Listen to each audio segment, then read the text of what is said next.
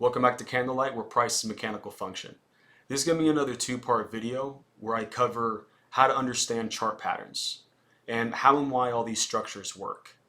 Chart patterns happen all the time in the market, right? But they don't just happen because they happen. There's a reason why these structures are formed regularly on any market you see. I'm going to be going over reversal patterns on this video, which is part one, and on part two I'm going to be going over continuation patterns. I'm going to be going over on this one head and shoulders and inverse head and shoulders, double tops, double bottoms, triple tops, triple bottoms, and rising and falling wedges. Those are generally, probably the most popular ones. So I'm going to be covering those, and then more importantly, I'm going to be covering how they're ubiquitously taught on a lot of videos and you can just Google chart patterns and you'll see a lot of really interesting stuff. I think I'll put it that way. The most important thing I want to show you, and I'm going to do it in order, is I'm going to show you how these structures are formed and how they're normally taught as a reason to go into and out of a market, which is the last thing you should be using structures for. You should be using structures for a confirmation of a move that you are already in. So I'm going to go over how they're formed, how it's normally taught, and pretty much how you shouldn't be doing that. And then, I'm going to show you what you should be doing and what you should be looking at and using them the correct way, or the best way to maximize your profit potential and your success rate. So let's jump right into it. All right, I'm going to be going over head and shoulders first. And on my left-hand chart, this is a daily chart where every candle represents one day. My center chart is a 240 minute, so that's 4 hours. Every candle represents 4 hours. And the right-hand chart is a 60-minute chart. So I'm going to start with a inverse head and shoulders. And pretty much what that means is these, well, actually I already have it here. This is the shoulder, this is the head, and this is the other shoulder, right? So head and two shoulders. And it's inverse because it's going to the upside. A normal head and shoulders, it's pretty much the right way up, how a human being would be standing, where left shoulder, head, right shoulder. But let's go over this one first. So let me make this a bit bigger. And I just want to show you it falls, it rallies, and it falls a bit lower, and then it rallies. You have another fall, but it's not as high. Generally, they're about the same distance or the same price level, or both shoulders on the same price level normally, but nothing when it comes to price is ever as picture perfect as you see on any of the diagrams or charts, or like the cheat sheets, because they're obviously hindsight's 2020 and they'd all look perfect, right? So anytime you see real life price action, it's never as perfect as you see it on the diagrams. But generally, what you want to be seeing on head and shoulders is the two shoulders should be around the same height, or like the same price level. And then after you get the right shoulder, then price continues, right? What you're normally told, or what traditionally is taught, is the high of the two peaks that send price down. You want to buy the breakout of that. And now that we have this all measured out, let's make it clear. So you want to buy after price breaks out of that high. That's the last place you want to be buying. You never want to buy after a rally in price, because by then you are in supply. And an area of supply or demand is pretty much, hold on a second, let me just paint this the right color. Right, an area of overwhelming supply is where price leaves ballistically from, and an area of overwhelming demand is where price leaves ballistically from as well, but to the upside, right? So that's your area of demand, that's your area of supply. The last thing you want to be doing is buying after a rally in price, because by then price starts to come down. And the worst thing is, whenever you buy here, where do you put your stop loss?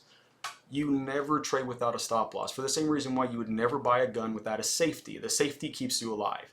So does your stop loss. And a stop loss is an order that takes you out of the market, right? Or takes you out of your position for what should be a very small loss. So if you put your stop loss, or if you buy right here, you would have to put your stop loss all the way down here at the bottom of this rally. That's your closest area of demand. That's a pretty large area. That's huge. I mean, for you to even be at 1-to-1 profit, you'd be risking this, right? And then you'd have to literally wait for price to rally all the way up here, just for you to be at 1-to-1 profit. That's not that great. What you should be doing is this. You want to buy low and sell high. And this is how you use structures after you're already in a position. Right here, price is already, actually I can just do it like this. Yeah, let's just use it this way. Okay, here you have your downtrend. Price broke above your downtrending trend line with a rally base rally. That is anytime you see a large demand or a very strong demand zone, right here, that's a pretty strong demand zone, ballistic, or price moved ballistically to the upside right there. Right in an area where, hey, it happened to break the trend line, that's fantastic. That's exactly what you want to be seeing. So price already broke above your downtrending trend line and is already making higher highs and higher lows, right? It's in an uptrend. And more importantly, I mean, just look at this. Like, you're at this point, well, kind of broke it right there, but you get my point. Price is in an uptrend. There we go, right there. And notice how it's just pinging right on that trend line. It's beautiful. So what you want to be doing is buying low in an uptrend and then sell high. There's a much better way. There we go. There's a much better way to use this head and shoulders as not a reason to get into a market or to get into a position, because then you'd be buying high. You want to buy low. What you want to be doing is, in an uptrend, you want to have price come back down into your area of demand, which is right here. This is where the most ballistic movement left from, and then also down here. That's your demand zone 1 and demand zone 2. And what you want is for price to come back down. And when it does, it's going to have to come down in a downtrend. You want price to enter your area of demand, and it does, and then break this downtrending trend line, and it does. The origin of the demand that broke your downtrending trend line is right here, and it happened to have existed or occurred already in an area of demand. That's what you want to be looking at. When price re-enters that area, then you buy. That's where you want to be buying, not after the rally has already taken place. You don't want to do that. So all you do in this area of demand, which would be, let's use our multiple time frame analysis, which means this whole area right here on a 240 would be right here. Now within this area of demand, you have your demand zone right here, ballistic movement out, and here you have a pocket of air. There's nothing. But after price comes back down and the same thing happens on a smaller time frame than you do on a large one, you want a downtrend to come into demand like we had here, and then break your downtrend and go long that demand zone. So same thing happens here. You have your demand zone. You want price to come back down, and what's within this rally, where's the origin of ballistic movement? Right here. Rally base, strong rally. And it's the demand zone that broke this downtrending trend line. And then you just go long. Wham. Instead of buying all the way up here after a breakout. You don't want to be buying up here. You want to be buying all the way down here. You're way in profit. And then once it starts going your way, then you have confirmation on, hey, this was a head and shoulders, and then price should continue. That's how you should be using it, not as a reason to go in, because if you use it as a reason to go in, you're going to be buying really high. And in this case, price just happened to have actually broken out of this supply zone and continue, but there's a lot of times when it doesn't. So let's go over a normal head and shoulders, and let me erase all this stuff so we have a nice clean chart. All right, so this is a head and shoulders, and this is going to be a perfect example of why you don't want to be trading the normal way. And I'm going to fast forward a little bit so you don't see me, going through all the lines and stuff like that. So just give me a second. All right, and we're back. Okay, so here you have price rallies, it comes back down, it rallies higher, and then it breaks this swing low, and then it gives you a lower swing high, and then it moves to the downside. So you have your shoulder, head, and shoulder, and notice the two shoulders are about the same price level, which is what you want to be seeing. So now that we've identified the head and two shoulders, let me clean out the chart so we can see what we're doing here. Okay, actually before we do that, just like over here where they tell you to break out or get the breakout trade right as price breaks above that level. The same thing is going to happen here. Actually, let me go back and draw this out again so it's clearer. All right, here we go. So you have your head and shoulders, and then they'll tell you to get the breakdown trade right as price falls below this swing low, which means going short right here. You're already between supply, which is all the way up here, and demand, which is lower. The move has already been made. This is where this is the last place you want to be shorting. In fact, you want to be going long very, very soon. So shorting after price has already fallen is that's, again, you don't want to buy high for the exact same reason, because you just price already made its move. So that's the last place you want to be shorting. And the reason why these head and shoulder structures occur is this. I'm going to go to this 240 right here. If you notice, price is making a swing low, swing high, and then comes back down, a higher swing low and a higher swing high, right? So it's in an uptrend. Price is going up. And every time price needs to break above the swing highs, and it needs to do that with a demand zone that does it. The only thing that can break supply, right, and the origin of supply is where you have ballistic moves, such as this swing high, price moved ballistically down to the downside, and then same thing here, price moved ballistically down. So that's where supply is. The only thing that can break supply is an area of demand. So whenever price breaks above these levels, the only thing that can do it, and let me paint that red, the only thing that can do it is a demand zone. Well, what do you know? There's a demand zone right here. So when price enters demand, it needs to continue to the upside. And if you're in an uptrend, price will make another higher swing high. And in this case, it failed. So that's where your left shoulder is right here, and the demand zone that broke it needs to hold. All in an uptrend, again, you need to have higher highs and higher lows, and in an uptrend, demand zone should be respected, and supply zone should be broken.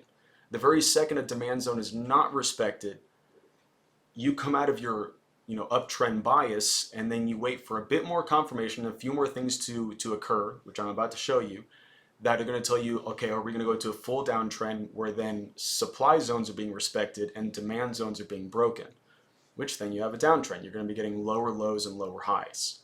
So this is why you have a shoulder on the left. This demand zone needs to hold. If it does, well, it bounced the first time, but then if it doesn't, what's the supply zone? Again, the only thing that can break a lot of demand is a lot of supply right here. And it's in your face. There's no way you can't miss this, and it's not even subjective. It's very clear and obvious. There's no arguing. Ballistic movement to the downside. The origin of any ballistic move is where the imbalance of supply and demand is. If it's to the downside, there's supply, and then this supply zone, because it broke this significant demand, is the level that gives you your other shoulder. So here you have your left shoulder, your head, and then your right shoulder. And it happened because the demand zone that breaks above this swing high in an uptrend gets broken. And it's going to be around that same level. And that's at this level, whenever price comes back into it, then you start really falling to the downside. So this is this area. So this is your supply. And what you want to be doing is, again, you have a strong area of supply, and then you want to just break uptrends. Well, here you have a rally and then a base. On a daily, you can really tell here. Let me go to my daily. Right here, you can really tell you have a rally, base, and then rally. See, I'm sorry. Let me make this a bit easier. Your basing is here, but my whole point is, when you draw it, that's going to be your trend line, right? And so let's make that really easy to see on a 240. So right here, right there. Notice how price is rallying, and then right here it tries to rally a bit more to the upside. Price gets broken. That's an interesting area of supply. You would have shorted this supply zone right here. When price re-entered, you'd been very interested in, and I know it's painted green, but just ignore that. You would have been very interested in shorting right there. It gets broken, and then it comes right back down ballistically again, so you're given a second chance. Whenever you do that, since it made a higher high than here, you just put your trend line there. That's really simple right there. It broke again with ballistic movement, and you're already in an area of overwhelming supply. So then all you do is, once again, you get the origin of ballistic moves as a supply zone. So when price re-enters that area, you short. And so you're selling high instead of catching the breakdown all the way down here, which is just insane. It doesn't make any sense. This is not a safe place to short because, well, one, when you short, you're not maximizing your profit potential. By the time you short here, by the time you're down here, you're already up 5, 6 to 1, probably more than that, maybe like 7 or 8 to 1.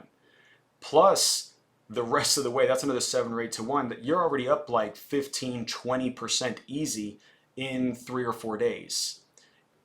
And then if you did short right here, which is going to be the right shoulder, and it does make a lower low, then you have confirmation that you did catch a head and shoulders. But again, you want to be selling high and buying to cover low instead of selling low and hopefully it goes lower. This is the reason why you don't want to be doing the traditional way of doing it, which is catching the break down or the break out to the upside, is this. And let me just move this to an example I got here. Okay, right here. Here you have a head and shoulders. Again, you have the left shoulder, the head, and the right shoulder, and you can kind of, again, it's not picture perfect, but it's pretty close. You can tell the two shoulders are about the same level. But let's just say that we did use the traditional way of shorting, right? Or of entering this position only looking at the structure alone, only looking at the structure. You would have shorted here, and then it would have completely reversed and stopped you out. Like, you, in all realism, you would have, and I just maximized it, you would have had your stop loss right above that price point. This is kind of a drop-based drop, right? So you would have had to have put your stop loss right there. So you would have been in the money, and then it takes you out. What's the point? When you should have been shorting, when you should have shorted up here. Why? Because you see ballistic movement to the downside, wonderful supply zone, and it's also the supply zone that broke this uptrending trend line. And more importantly, this is a very sustainable downtrend. There's a lot of supply zones along the way. A lot of origins of falls. All these supply zones, this is a wonderful sustainable downtrend. A lot of people want to see, ballistic movement to the upside, or a lot of people enjoy seeing this. But notice how this is a pocket of air. If you have ballistic movement, it comes back the exact same way. A full retracement. This price fell from here all the way down here, and it came all the way back up because there's no supply zones along the way. This is a very sustainable downtrend. So go figure that, hey, on this one, price fell from it. Well, check it out. This one, hang on a second. This one, price fell from it. And whenever price enters these areas, you have a very high probability of price falling. So much like I explained on the other two examples, is when price comes into your area of, let me keep this here, into your area of supply, then you want to see if price breaks your uptrend or your trend line. It does, and then you want to go long or short the area that broke it. In this case, it's a supply zone, and then you short there, which happens to be the your right hand shoulder in this case. But that's why you don't want to be shorting down here, because one, the move's already been made, and second, you're gonna get bumped. You're already coming down into demand. So that's head and shoulders. Let's go over double tops. Double tops and double bottoms. The first example is going to be a double top, where price rallies, it falls, and then it rallies less, giving you a lower high, and then it continues to fall. There's 2 points. And this is, technically this is a descending double top. A double top is whenever price goes all the way pretty much level to the first one, but it's essentially the same thing. So that's your structure. And what you're told to do is when price breaks below this or below the swing low that put price up, at the breakdown, that's when price, or that's when you should be shorting. and then hopefully it continues to fall, which again, you don't want to be doing for this exact same reason. Price broke below and then rallied all the way back to the upside. And then these 2 points are these 2 points on a 240, right here and right here. The last thing you want to be doing is shorting after price has already fallen that whole distance. And if you did short, then you got absolutely smashed. If you didn't have a stop loss, which you should never, ever, ever do, always trade with a stop loss, you would have had to have put it at your very next supply zone, right? So if you did short the breakdown right here, you would have had to put your stop loss above this area of supply. That is a huge area, and even then it broke above and stopped you out. If you didn't use a stop loss, then you are really hurting. I mean, you're in some incredible amount of pain by the time price is all the way up here. And that's when a lot of people, after being short, they can't stand anymore, they buy to cover. That's when you should be shorting, right? So you don't want to be doing that. What you want to be doing is selling high. So let's clean the charts up and let's go over this. So whenever price is coming into an area of supply, and in this case I happen to have tipped above, but that happens, no big deal. And then when that does happen, price always gives you, or almost always gives you, a second chance to get back in if it was supposed to go down, and it did. The exact same reason that price, or the exact same scenario that I was giving you on why Head and Shoulders exists, this is your overall area of supply.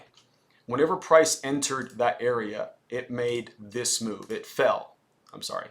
It fell. That's a very large ballistic move. The origin of this move is all the way up here. That's where a lot of supply is.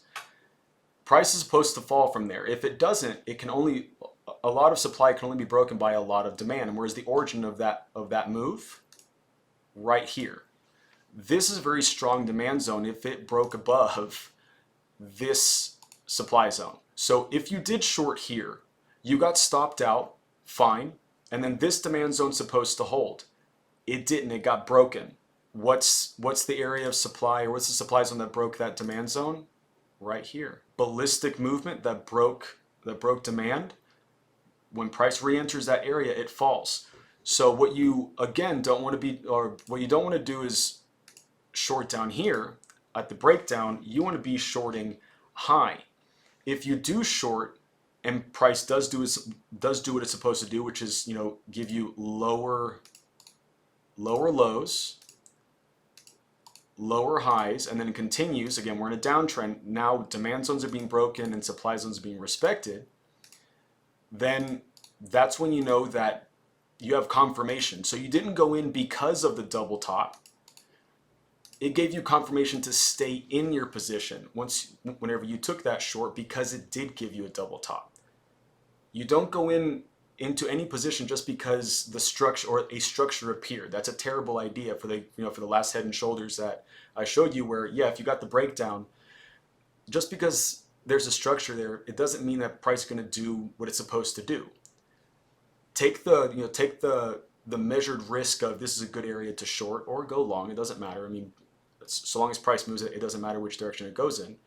And then if price does do what it's supposed to do and does give you those formations, that's just confirmation that you took the right position, which then gives you a lot more, sense of comfiness to stay in and let that massive runner become even bigger. You like home runs every once in a while. Home runs are great. Home runs are awesome. So you use this as confirmation. And one more reason why you would have gone in this, and again, we had this example on the Head and Shoulders, is price is coming into, again, overwhelming area of supply. It did break, but let's just use that as extra reinforcement that this is an area of supply, right? Overwhelming area of supply.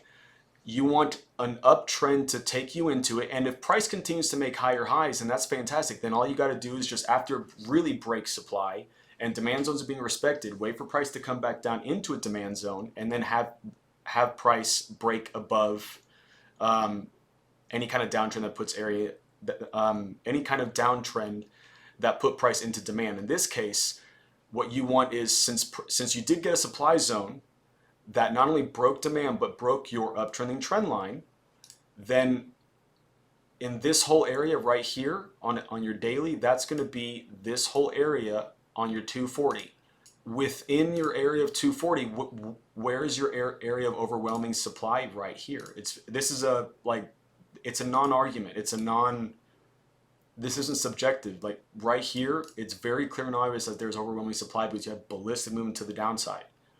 So you wait for price to come back into this area, into area of supply. See, you have a low, a high, a higher low, and a higher high. That's your uptrend. You wait for price to break, and then your trade one. Well, let me keep this here. You had a fantastic short right here. Supply zone, this drop, base drop, again, ballistic move. That's the origin of ballistic move right there. Could have shorted right there. And you have all the way down to, your swing low. Let's just say that you would have cashed out right in area of demand. If you shorted here and you cash out here, right here if you would have shorted here and got here, that's at least a 7-8%, a 7 or 8 to 1. 7 or 8% in 48 hours. That's really not bad.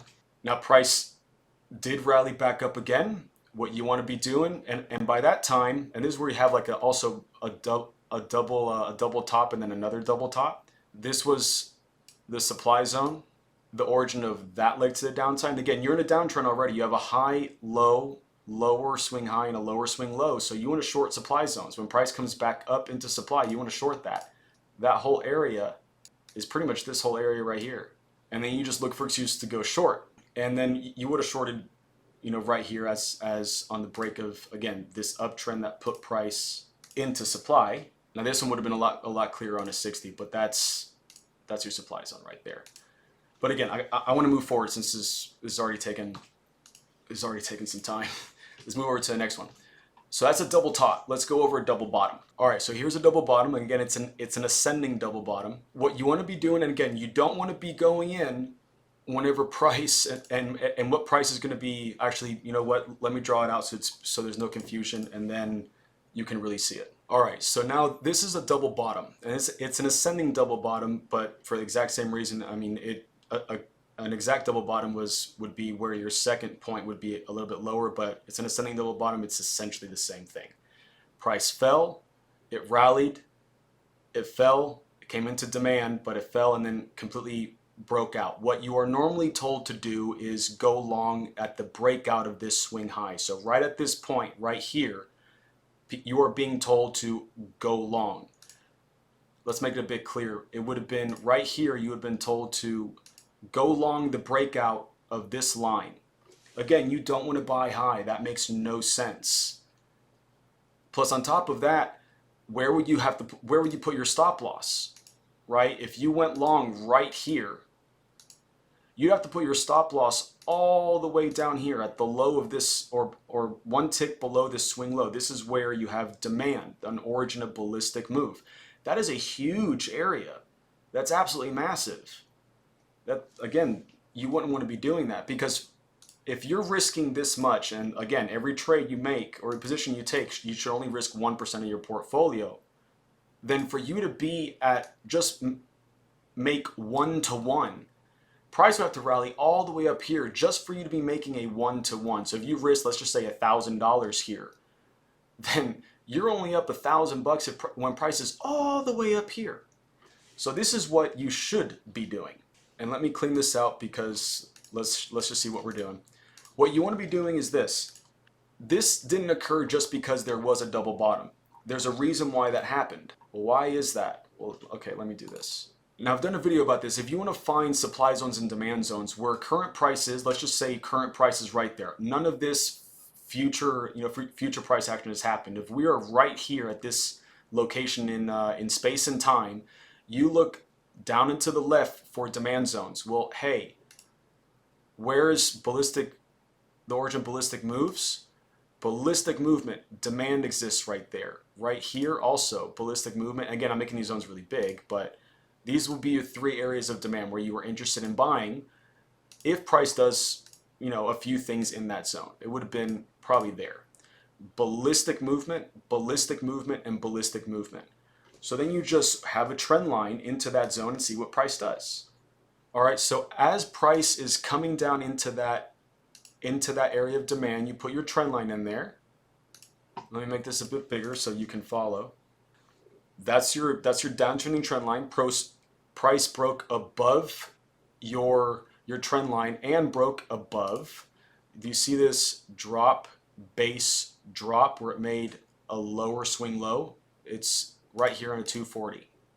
You have your drop, your base. I know it looks big on a 240, but on a daily, that's basing, right? And then another swing low. So drop, base, drop. In an area of demand, after price breaks above your downtrending trend line, it also is no longer making lower swing lows. It's now making, check this out, higher highs. So your downtrend is over. Supply zones are no longer being respected. All right, and I went ahead at drawing your daily trend line. So right here, price now broke above above supply and also above your trend line. So now all you want to do is just wait for price to come back into demand. That's the origin of that big move. You want price to come back down into demand and then also break your downtrend. So let's go to a 60 and see what that looks like. That's your area of demand within this one. You want price to come back down, and for it to do that, it's going to need to obviously be in a downtrend. So you get your high, and you put it right here because you have your high, your low, your lower swing high, and your lower swing low. Downtrend. You wait for price to break above that, the origin of ballistic move to the upside that broke that trend line, right here.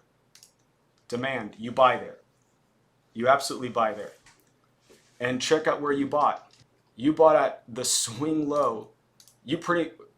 Essentially you bought here. It's a lot better to buy here at the low than buying all the way up here at the breakout, and then you have to worry about price going against you, and then, oh yeah, I'm in the money, and then, oh great, now I'm going to be broke forever, and then it continues. You bought here, you risked very little to make this entire rally worth of profit. You're risking very little. By the time price, if you enter here and price goes all the way up here, you're already up at least 50-1, 50%. From, let's just say, the 14th to the 25th, that's 50% in 10 days. That's 2 weeks. Not too shabby. That's not too bad. And once again, it's not just because you happen to have got a double bottom for some ethereal reason. It happened because price came into demand. And once you know that price is in demand, then you just wait for price to enter those demand zones where you have a high probability of price going up. It doesn't always work, but that's why you always have a stop loss, always, just in case you're wrong, and that happens. But there's a high probability that it's going to go your way. So you trade in areas of high probability, and then you have a profit potential because you bought really low, and there's a lot more distance that can cover to the upside instead of already buying high, which then again kills your profit potential. You have to have a massive stop loss, and you're not buying in smart areas. You're buying after price has already done what it's supposed to do, which is not what you want to be doing. So that's double tops and double bottoms. Now we're going to go over triple bottoms and triple tops. Now a triple bottom on all the charts that you'll see on YouTube or Google and all that stuff, it all looks so perfect like this. But as we all know, everything in the real world is never as perfect as it is on poster representations. So that's what it should look like. And what they tell you to do is buy after price breaks above the swing high right here. You'll be told to buy at the breakout of this, which again is the last place you want to be doing that. Right here you have swing low and then swing high, and then it gives you those 3 touches. Once again, you don't just want to buy just because you got those 3 touches. It's no coincidence that these 3 touches occurred in an area of demand. Price fell, you had a downtrend, And just like we've been saying, it's the origin of the move that broke your downtrending trend line. Demand exists there. That's where you want to be buying, not up here. So now we got those three touches down in the structure. I'm gonna delete the lines. So since we had such a large distance between this swing high and this swing high, which is apparently where you should be buying according to I don't know whom. Here it's always going to be even, but we didn't have that, so I put both of these examples, and they're both terrible places to buy. If you buy at the breakout of this swing high, which on a 240 would be here, not only would your stop loss have to be, this is your if you're right here, the closest demand zone you have is all the way down here. Rally, base, rally, ballistic move. Whenever price fell, you were dead on wishing that it came into that demand zone. That would have been a great buy, but price never did, and you just wave goodbye, let it go. But you should have already been in that position. And this is, well, before I explain why. So you don't want to buy up here. Not only did price, it goes your way and then it goes against you, now you're really hurting because that's not a small distance. And again, if you didn't have a stop loss, then you're really getting worried at this point. But you already bought high. And if you did have a stop loss and you did put it where you're supposed to, that's going to be the distance you had to risk. Once again, this kills your profit potential because price is going to have to travel a great deal to the upside just for you to be at 1-to-1. I mean, that's a huge distance for you to, whatever you risk, just for you to make 1-to-1. That's huge. This is why you should be buying low. And then let's just say that price that you bought after price broke above here. Once again, let's just say this demand zone, which isn't that great, but this rally, base, rally, that's a massive zone that you're risking. You put your stop loss right below this, and you're hoping that price continues to rally. And again, you're already really high. Here, it just happened to have worked your way, but again, not smart. A lot of times you'll get stopped out so fast. It has to travel pretty much just for you to be at 1-to-1. This is the smart way of doing it. In areas of demand is where you want to be buying. Not only do you have your area of demand, then you want to wait for price to break above the downtrend. So you have your area of demand, and then you want price to come down. And then it did that by giving you a downtrend because price has to come down, and you want to be seeing that. So here you have a high, a low, a lower swing high, and a lower swing low. What do? You put your trend line there, and it's a shallow one, but if price does what it's supposed to do, it will give you what it's supposed to do. You want price to break that downtrend, and it does. Let me delete this. So now within your area of demand, you now have the origin of the move that broke the downtrend, that put you in that demand zone. Now it's right here. So this daily demand zone is now where you really want to be going long. It's right here. And you do the exact same thing on a 240. You want price to come back down into here. Well, now on a 240, you have your downtrend right there. What's the area of demand that broke this downtrend? Right there. When price comes back into it, when price re-enters this area of demand, you buy, and let's just hope that you did sell high. That would have been at least, 5, 6, 7-to-1. But let's just say that you didn't. And price came all the way back down. Well, you do the exact same thing. When price enters your area of supply, when price enters your area of demand, you get a downtrending trend line. This downtrending trend line on a 240 is this exact same one on a 60. And this is why multiple time frame analysis is fantastic. That's your area of supply. Ballistic movement to the downside. You could have bought right there, right? That would have been pretty good. That's drop, base, rally, but that's a little advanced. Let's keep it really simple and for beginners. What's the demand zone that broke this supply? Areas of supply, ballistic movement to the upside, right there. That's your demand zone. When price comes back down, you buy, and you would have bought or risked something like this. This area is pretty much that. let's make it a tad bigger, then let's just really be unfair. You entered that, you would have risked that. By the time price does continue to rally from here all the way up here, let's just say that you cashed out. As soon as it starts making lower lows, you would have cashed out right there. From here to there, that's every bit. Goodness me, that's every bit of 50 to 1 as well. And from December 21st to January 8th, what, that's 2.5 weeks, 50% again. Not too shabby. You're giving yourself profit potential and you're minimizing your risk because you're already in an area of demand. And once again, once you're in that position and you get those triple tops or triple bottoms, you should already be in the position, and it gives you confirmation to go in.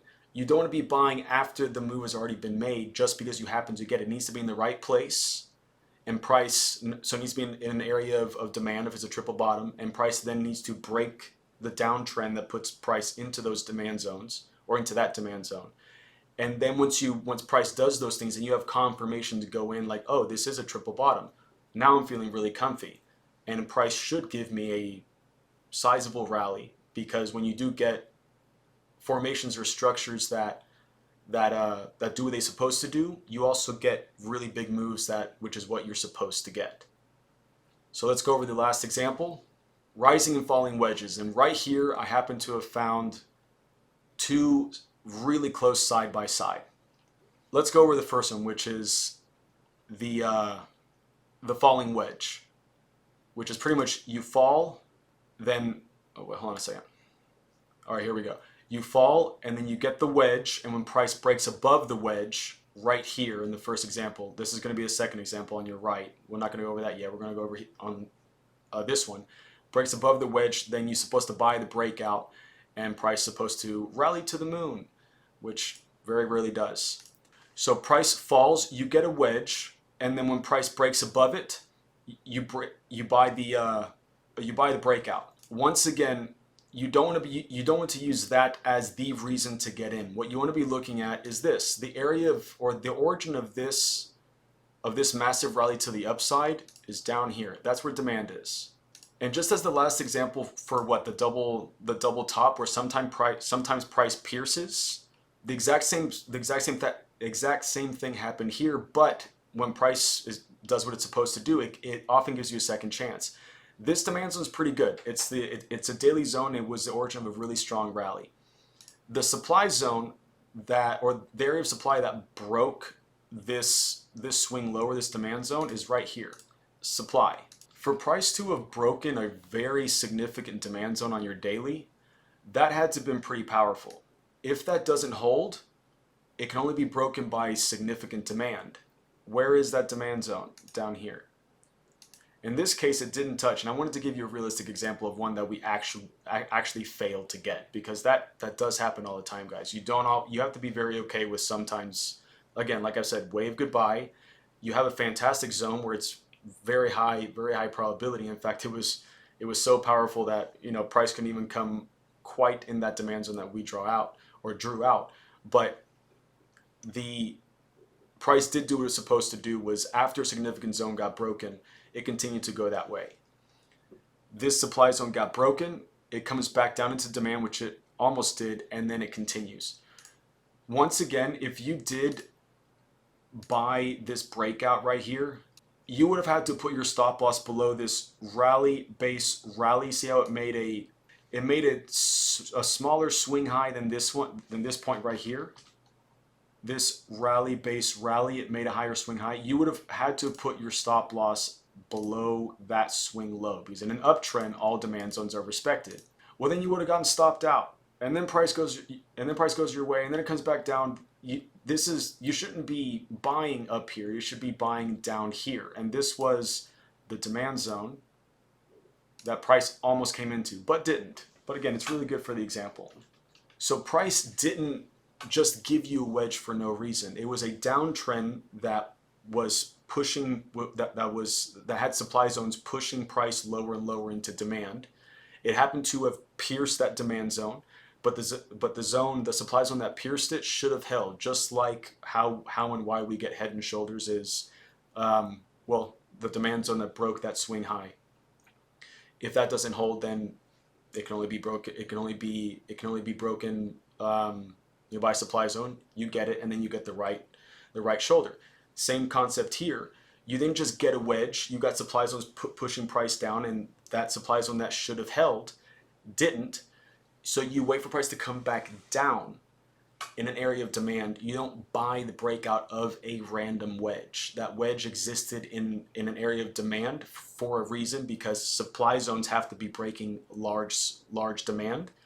And it's no coincidence, and you'll see this all the time, in areas of demand, you'll get some swings. If price continues to hold the supply zones, then it's still in a downtrend. If price does break a supply zone or a trend line, then you should be reversing your opinion to go long, just as it went long right here. All right, and more importantly, this was your daily trend line right here. So not only are you, and I'll draw it out right here actually, or as well, right here. There's your downtrend, there's your trend line. Price broke above this trend line. You're in an area of demand. Everything makes sense. You have a demand zone right here that not only broke the trend line, but broke your supply zone. And when price should have come back down, sometimes doesn't, it rallied. So you don't trade the breakout. So now let's go to the rising wedge. So here you have your rally, your wedge, and the breakdown. The wedge supposed to look like this. It should be a bit more inclined, where the two tips are, really kind of looking like that. But again, price isn't perfect. So this is kind of as close as you're going to get to, not as close as you're going to get to it, but it's still a really good example of the rallying wedge, or the rising wedge, sorry. Like it says, or like on all of them, on the rising wedge, when price breaks below this or below your trend line, which is also the swing low, that's when you should be shorting after a drop in price. And then you pray and hope that that's not the whole move it's already made, and that it does continue to the downside. Again, that's not what you want to be doing. You want to be, one, shorting as high as possible. And in this case, it would have been here, but this is more of an advanced trade where you have the highest point that came after the gap, and it looks like this on a 60. All gaps you should treat as a candle. So this would be a solid red candle, an expanded range candle, which is a big range candle. It's expanded range. So you'd have had a drop, base drop, which makes for a fantastic supply zone. But again, that's more of an advanced trade. And then you short when price comes back into supply. But that way you're selling high, and then you're really catching the top of a big runner. If and when you don't, or are unable to short that, the supply zone that broke this swing low is right here. And again, no coincidence, where you have the origin of ballistic move to the downside. So you wait for price to come back up. It gives you a trend. You wait for price to break your uptrend that put you into supply. Let me make this bigger. There we go. You wait for price to break the uptrend that put you into supply. When it does, within this whole area of supply, the leg that broke your trend line is right here. This is the supply zone that broke your trend line. And then you just short the supply zone. And that way you're selling high and catching a truly massive, massive runner. So you sell high, and then you're able to catch this whole thing, instead of trying to catch a breakdown right here where you're gonna get absolutely smashed. You would have been, this entry right here was right around right here. If you would have shorted the breakdown, then great, you're in the money, and then it's going against you, and then you're really feeling it, and let's just say that you cashed out. Well, that's the last place you should be cashing out, and then you catch, and then you miss out on this fantastic short. When you want to be doing is wait for price to come back into an area of supply, selling, and even if you don't catch that one, my goodness me, you wait for price to, again, when it falls, it gives you supply zones. You don't catch every single run, guys. You've got to wait for price to give you zones. And right here, we were in an uptrend. We were on a dead-on uptrend, which price was making higher highs and higher lows, right? So on this advanced trade, even if you didn't catch this, it would have been very difficult for you to think, oh wait, I'm gonna go short up here because you were in a dead-on uptrend. So wait, or let price fall. Let price tell you, hey, okay, we're resuming the downtrend big time. It not only breaks this own downtrend swing low, but also the opposing trends swing low, or demand zones, and demand zone here. What's the area that did it? This general area of supply. And then just wait for price to re-enter the area of supply, and then break the uptrend that put it there, and then just short. And that way you're catching what would be the high of this whole run. And it's not just because you got an ascending or a rising wedge or a falling wedge. It's because price is doing what it should be doing, in significant areas of demand or supply. So in short, you'll have a lot of formations and a lot of structures. But just because you get them, it's not one just because they appear. It's not just because, oh, we got a head and shoulders this week, or this and that. No, they occur because swing highs and swing lows need to be broken by supply or demand zones. And if those supply and demand zones don't hold, then that's when structures start to appear. A head and shoulders looks a lot like a head and shoulders all the time because supply and demand zones are being broken, not just because for some random phenomena that just happened to occur. And you don't want to just be going into or out of a position because you see those structures. It's just confirmation, or use them as confirmation on a position that you should already be in. And you should only enter any position or any trade for the sole reason of, is it an area of overwhelming supply or overwhelming demand? And there's no arguing areas of supply and demand, because it's 90-degree movement. And if price is not in an area of demand or supply, don't trade. It's just a lot better. Waiting pays. I did a two-part video on that pretty much explains the basis of when you should be waiting for price to give you those zones, and don't jump in just because you see price moving a lot. Price will re-enter those zones. So don't trade and take positions solely on structures. Focus on what really moves price, which is supply and demand, and use those structures as confirmation. So next video, I'm going to be going over continuation patterns. These were reversal patterns. I'm going to be going over continuation patterns and pretty much the exact same structure on what you're being told and how it's just going to set you up for failure, and what you should be doing, which is hopefully setting you up for success. So hope you guys enjoyed. I hope this helped, and I'll see you guys in the next one. Take it easy.